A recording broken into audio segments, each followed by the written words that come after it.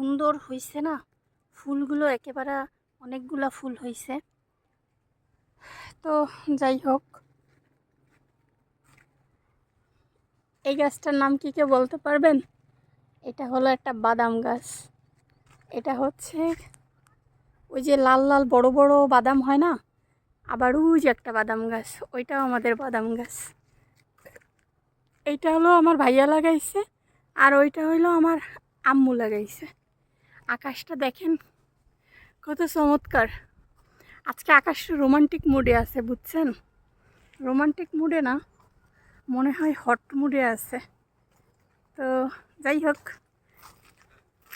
সুন্দরের দেখেন এটা কত সুন্দর, দেখছেন? আসলে এখানে তো অনেক রোদ্দুর। হ্যাঁ, আমি তো মোবাইলে কি ভিডিও করি আমি নিজেও জানি না। তবে একটা সুন্দর জিনিস দেখাই, এই যে আমার শাপলা বিল, দেখছেন কত সুন্দর ছোট্ট ছোট্ট শাপলা শাপলা হয়েছে, মানে পাতা আর কি। আর একটা তো ওই যে আমার ওইখানে লাল ফুল আছে, ও ফুটে ফুটে চলে মানে হয়ে যাচ্ছে। গাইস একটা জিনিস দেখবেন, দাঁড়ান।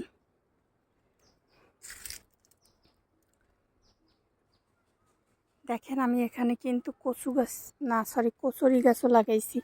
এই কচুরি গাছ থেকে অনেক কি হয়, আমি সেটা খাই। তো আমি চিন্তা করতেছি, আমি কি আজকে কলমি শাকগুলো নিয়ে যাব ভাবতেছি। এই যে আমার কলমি শাক গাছ হয়েছে, একটু ভর্তা দিয়ে খাইতে পারবানি, কি বলেন বলেন তো? নিয়ে যাই তাই না? এ মা, আমার ফুলটা তো পড়ে গেল।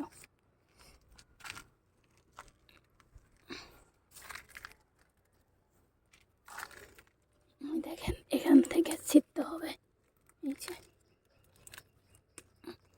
এটা ছিঁড়লে আবার একটা সুবিধা আছে, হ্যাঁ, আপনি যত ছিঁড়বেন আগা তত আবার ওইখান থেকে হবে।